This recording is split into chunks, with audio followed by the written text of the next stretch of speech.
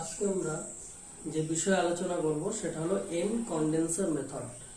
এটা medium transmission লাইনের যে পারফরমেন্স প্যারামিটার, এটার মাধ্যমে আমরা বার করতে পারবো।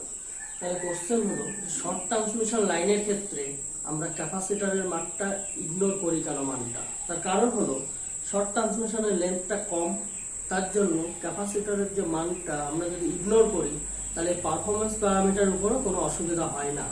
কিন্তু মিডিয়াম ট্রান্সমিশনের লাইনের ক্ষেত্রে জেনারেলি লাইন লেন্থটা 50 থেকে 150 কিমি পর্যন্ত হয়ে থাকে এবং ভোল্টেজটা হয়ে থাকে 20 কেভি থেকে 100 কেভি, 20 কেভি থেকে 100 কেভি। অর্থাৎ এটা আমরা ইগনোর করতে পারি না। ইগনোর করলে যে আমাদের রেজাল্ট আসবে সেটা ডিজায়ার রেজাল্ট আসবে না, সেজন্য আমরা এটাকে কনসিডার করি। এবার হলো, আমরা নাম দেখেই বুঝতে পারছি যে এন কন্ডেন্সার, অর্থাৎ কন্ডেন্সার বা ক্যাপাসিটরটা লাস্টে থাকবে এই পদ্ধতিতে। অ্যাকচুয়ালি বিভিন্ন পদ্ধতিতে আমরা এগুলো করতে পারি, সেই ক্যাপাসিটরের পজিশন অনুসারে নামগুলো জেনারেলি হয়ে থাকে। তো এই ক্যাপাসিটরটা যেহেতু লাস্টে আছে সেই জন্য এন কন্ডেন্সার বলা হয়ে থাকে। তাহলে এটার সার্কিট ডায়াগ্রামটা কেমন হয়?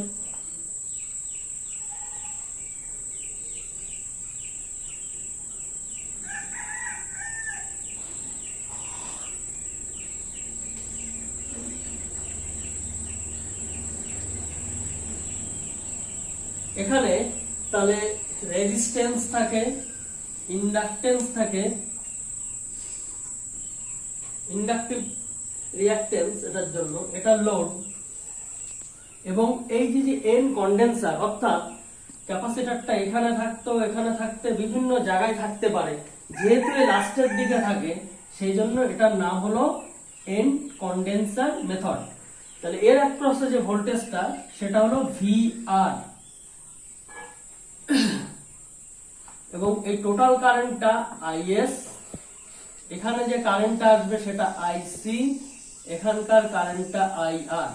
আরেকটা কথা বলে রাখি, থ্রি ফেজ সিস্টেম আমরা থ্রি ফেজ ক্যালকুলেশন করব না এবং লাইন টু লাইন করব না, এটা নিউট্রাল আর এটা ফেজ, অর্থাৎ আমরা ফেজ ভ্যালু নিয়ে ক্যালকুলেট করব, এতে ক্যালকুলেশনের সুবিধা হয় এবং থ্রি ফেজের থেকে সিঙ্গেল ফেজে করলে আমাদের বিষয়টা সিম্পলিফিকেশন হয়। তাহলে এখানে কি ভিএসটা sending end voltage, sending end voltage, একইভাবে আইএসটা হলো সেন্ডিং এন্ড কারেন্ট, একটা resistance per phase, resistance per phase, একইভাবে এক্সএল হলো inductive reactance per phase, inductive reactance,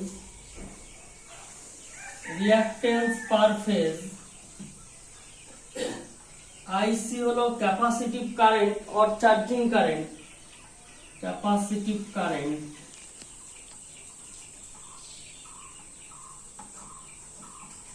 capacitive current or charging current or current through capacitor, IR load current per phase, VR receiving end voltage per phase or load voltage। তাহলে এইগুলো হলো এর parameter. এবার আমরা দেখে নেব যে এদের ভিতর রিলেশন বা সম্পর্কগুলো কেমন, কিভাবে বিভিন্ন মান এখান থেকে আমরা বার করতে পারি। তাহলে ফার্স্টে আসছে সেন্ডিং এন্ড ভোল্টেজ এবং এই কারেন্ট, এইগুলো। তাহলে ফার্স্টে যদি আমরা সেন্ডিং এন্ড কারেন্ট দেখি তাহলে কি দেখব, এই যে সেন্ডিং এন্ড কারেন্ট সেটা এখানে ড্রপ হবে এবং এখানে ড্রপ, এবং এই দুটো ব্রাঞ্চ প্যারালালে আছে, অর্থাৎ এই দুটো ব্রাঞ্চ প্যারালালে আছে, সেম ভোল্টেজ পোটেনশিয়াল এদের ভিতরে থাকবে। তাহলে আমরা লিখতে পারি যে ভিএস সমান এদিকে এই ড্রপটা অর্থাৎ আইএস আর প্লাস আইএস যে হবে এখানে আইএস এক্সএল প্লাস ভিআর, বা ফাইনালি আমরা লিখতে পারি VR plus IS R plus J XL और VR প্লাস IS Z, এগুলো সব ফেজার ফর্মে আছে। তাহলে VR IZS, তাহলে সেন্ডিং এন্ড ভোল্টেজের সঙ্গে রিসিভিং এন্ডের একটা আমরা রিলেশন পেলাম। এবার আসছি কারেন্ট, আইসি কারেন্ট। তাহলে আইসি কারেন্ট বার করার জন্য আমরা জেনারেলি কি জানি যে এটার ভোল্টেজটা VR সমান IC plus IC into XC, XC capacitive reactance. তাহলে এখান থেকে আইসি সমান ভিআর বাই এক্সি।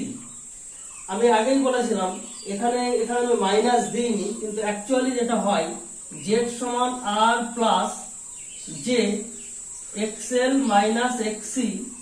এখানে যদি এই টার্মটা 0 হয় তাহলে এখানে একটা মাইনাস আসবে, এটা যদি আবার রেজিস্ট্যান্সও না থাকে তাহলে মাইনাস থাকবে, অর্থাৎ এখানে একটা মাইনাস থাকে এবং একটা জে টার্ম থাকে মাইনাস জে।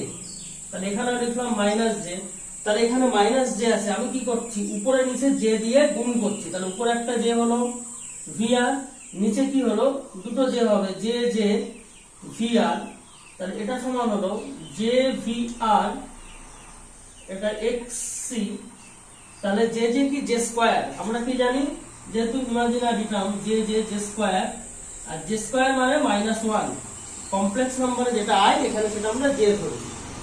তাহলে এখানে এই মাইনাস, তাহলে একটা মাইনাস এখানে মাইনাস, প্লাস হলো এক্সি। আবার আমরা কি জানি এক্সি সমান 1/ওমেগা সি। তাহলে এখানে ডাইরেক্ট আমরা লিখছি 1/ওমেগা সি। তাহলে এখান থেকে আমরা কি পাচ্ছি যে J VR omega C. Omega হলো অ্যাঙ্গুলার ফ্রিকোয়েন্সি, সেটাকে আমাদের সাপ্লাই বা ন্যাচারাল ফ্রিকোয়েন্সিতে কনভার্ট করতে হবে। আবার আমরা কি জানি ওমেগা সমান 2πf। তাহলে এখানে জে সমান জে ভিআর 2πfc। তাহলে এটা আমরা পেলাম যে ক্যাপাসিটিভ কারেন্ট বা কারেন্ট থ্রু ক্যাপাসিটরের মানটা। তাহলে এখন আমরা দেখব যে টোটাল কারেন্টের মানটা কি। টোটাল কারেন্ট, তাহলে এখানে যদি আমরা এই পয়েন্টে যদি আমরা নোডাল অ্যানালিসিস করি তাহলে আইএস কারেন্টটা আসছে এবং দুটো কারেন্ট বেরিয়ে যাচ্ছে। আমরা কি জানি একটা নোডের ইনকামিং কারেন্ট আর আউটগোয়িং কারেন্টের সামটা সমান হয়, অর্থাৎ ইনকামিং কারেন্ট আইএস সমান পেতে বেরিয়ে যাচ্ছে আইসি কারেন্ট প্লাস আইআর কারেন্ট। ওকে, তাহলে আইসি কারেন্টের জায়গায় আমরা কি পেয়েছি যে ভিআর 2πfc, আর আইআর কারেন্ট আমি একটা বলে রাখি, এটা যেহেতু ল্যাগিং বলে মানে আমরা ধরে নিয়েছি যে ভিআরটাকে রেফারেন্স ধরছি, তাহলে তার রেসপেক্টে ল্যাগ করবে। তাহলে যদি ল্যাগ করে তাহলে IR at the angle -phi-r receiving এন্ডের পাওয়ার ফ্যাক্টর phi-r, এটা ল্যাগিং এ রিসিভিং phi-r হলো রিসিভিং এন্ডের পাওয়ার ফ্যাক্টর ল্যাগিং, সেজন্য মাইনাস দিয়েছি। তো আমরা এরকম একটা ফর্মুলা থাকলে জানি যে কিছু তার সঙ্গে মাইনাস থাকলে তাহলে এই ম্যাগনিটিউড তার সঙ্গে cos phi-r minus j sin phi-r হয়। তাহলে সেই মানটাই আমি বসাচ্ছি এখানে।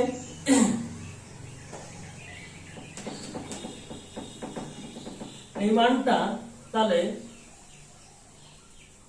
IR cos phi-r minus j sin phi-r। তাহলে এখান থেকে আমি এই যে এটাকে আমি এক্সপ্যান্ড করছি যে VR 2πfc plus IR cos phi r minus I R, এটা যেটা সামনে আনলাম sin phi r।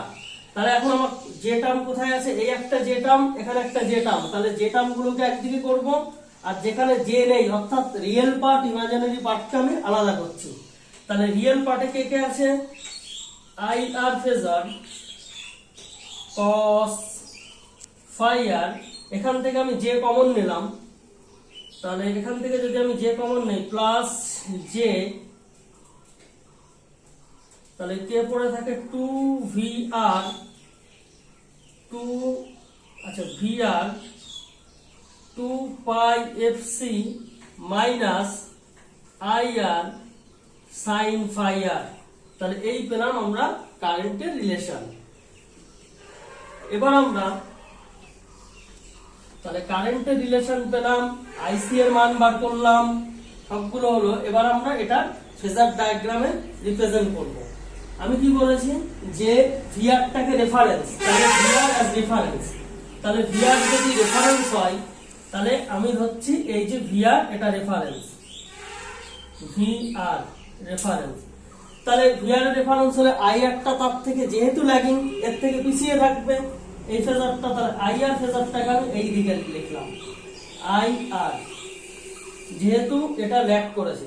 তাহলে এবার এই যে এটা আমি ভিএস এর মানটা রিপ্লেস করব, তাহলে এটা কিসের কিসের সাম, ভিআর ভিআর আছে, তারপরে কি আছে আইএস জেড, আইএস জেড, তাহলে আইএস জেড যেটা আছে, তাহলে আইএস এর যে মানটা, আইএস টোটাল কারেন্ট, সেটা আমরা এক পয়েন্টে আমরা নোডাল থেকে আগেই দেখেছি যে আইএস কারেন্ট, তাহলে আইএস কারেন্ট সমান আইসি কারেন্ট প্লাস আইআর কারেন্ট, এটা আমরা দেখেছি। তাহলে আইআর কারেন্টটা আমরা অলরেডি যেহেতু ল্যাগিং আছে এখানে হয়েছে, এবং আইসি কারেন্টটা কি হবে, যেহেতু এটা ক্যাপাসিটরের কারেন্ট এবং এটা লিড করে, কাকে লিড করবে, এই ভিআর থেকে 90 ডিগ্রি হওয়ার কথা, এটা ভিআর থেকে 90 ডিগ্রি, এটা আইসি। এই আইসিটা আমরা এখানে এর প্যারালালে, অর্থাৎ এর প্যারালালে এখানে আমরা রিপ্রেজেন্ট করব। তাহলে এর প্যারালালে যদি আমরা রিপ্রেজেন্ট করি তাহলে এটা এরকম হবে, এটা আইসি কারেন্ট। তাহলে এবং আমরা কি দেখছি, এই দুটো কারেন্টের sum of IS sending end current, অর্থাৎ এখান থেকে যদি আমরা একটা রেজাল্ট্যান্ট টানি তাহলে সেটা হবে আইএস। তাহলে এই আইএস, এই আইএস এর প্যারালালে এই যে আইএস জেড, তাহলে আইএস জেড মানে কি IS R plus J XL, তাহলে এর প্যারালালে কি হবে আইএস হবে, আইএস, এবং আইএস তার সঙ্গে আইএস আর, তাহলে আইএস আর ডটটা এটার প্যারালালে এটাই হবে, যেহেতু সেম পটেনশিয়াল, ভি সমান আই আর। তাহলে আই এর ফেজার যেদিকে হবে ভি এর ফেজারও সেদিকে হবে। তাহলে সেই একই ভাবে এই ফেজারটা একই দিকে হলো, এখানে যে টার্ম আছে, যে টার্ম থাকলে এর নোটেশনটা প্লাস আছে, তাহলে 90 ডিগ্রি শিফট হবে এখান থেকে, তাহলে এখান থেকে 90 ডিগ্রি শিফট হলো, তাহলে সেটা কি হবে আইএস এক্সএল। তাহলে এটা কি, এটা জেড, এটা ইম্পিডেন্স জেড, তাহলে এটার ফলে এটা সমান আমরা কি পেয়েছি ভিএস। তাহলে এখান থেকে যদি আমরা এটা রেজাল্ট্যান্ট নিই সেটা হবে ভিএস। তাহলে এটা ফেজার ডায়াগ্রাম। তাহলে এই অ্যাঙ্গেলটা ভিআর থেকে আইআর, সেটা হলো ফাই আর বা receiving end power factor angle, এবং এই ভিএস থেকে আইএস এই অ্যাঙ্গেলটা হলো phi S, that is sending end power factor angle. এবার আমরা এখান থেকে ভোল্টেজ রেগুলেশনটা এই ফর্মুলা থেকে আমরা ভিএস পেয়েছি। তাহলে voltage regulation or percentage voltage regulation, sending end voltage by receiving end voltage by receiving end voltage। একইভাবে আমরা যদি ট্রান্সমিশন এফিসিয়েন্সি বার করি, সেটা কি হবে, ট্রান্সমিশন এফিসিয়েন্সি, এটা ইটা টি দিয়ে ডিনোট করেছি। তাহলে আমরা এফিসিয়েন্সি কি জানি, আউটপুট বাই ইনপুট। তাহলে এখানে আউটপুটটা কি, আমরা যেটা পাচ্ছি লোডের দিকে সেটা আউটপুট। তাহলে আউটপুট আর ইনপুটটা কি, লোডে যেটা পাচ্ছি তার সঙ্গে এখানে যে লস গুলো হয়েছে সেটা। তাহলে এখানে যেটা আমি পাঠাচ্ছি তার কিছু অংশ আমরা ব্যবহার করছি, কিছুটা অংশ লস হচ্ছে, তাহলে সেটাই আমাদের ইনপুট। তাহলে আউটপুট এখানে যেহেতু ইন টার্মস অফ পাওয়ার, তাহলে কি হবে, এবং আমি বারবার বলছি এটা আমরা সিঙ্গেল ফেজ হিসাব করেছি, তাহলে কি হবে VR IR cos phi r, অর্থাৎ রিসিভিং এন্ডের পাওয়ারটা অথবা পাওয়ার ডেলিভার পার ফেজ, অর্থাৎ যে পাওয়ারটা ডেলিভার হচ্ছে, তাহলে নিচে কি হবে পাওয়ার ডেলিভার পার ফেজ প্লাস লসেস। তাহলে পাওয়ার ডেলিভার কি VR IR cos phi r, এখানে লসেস কি, জেনারেলি রেজিস্ট্যান্সের লস গুলো হয়ে থাকে আই স্কয়ার আর লস, তাহলে এখানে আই ক্যাপাসিটরে এটা হয় অ্যাবজর্ব হয়, নয় সেটা ফিল্ডে স্টোর হয়ে থাকে। এবং এই যে পদ্ধতি, যেহেতু ক্যাপাসিটরের এই মানটা এখানে বিভিন্ন সার্কিটের বিভিন্ন জায়গায় প্র্যাকটিক্যালি থাকে, এই মানগুলো থ্রু আউট দ্য সার্কিট, অর্থাৎ থ্রু আউট দ্য ট্রান্সমিশন লাইনে সব জায়গায় থাকে। অর্থাৎ আমি যদি দুটো কন্ডাক্টর ধরি ট্রান্সমিশন লাইনের, তাহলে এদের মাঝে হতে থাকে, পুরো সার্কিটে এদের মাঝে হতে থাকে। যেহেতু আমরা লাস্টে ক্যালকুলেশন করেছি, অর্থাৎ এটা লাস্টে কন্ডেন্সারটা ধরেছি, তার জন্য এটা যে ক্যালকুলেট রেজাল্ট হয় সেখানে 10% এরর আসে।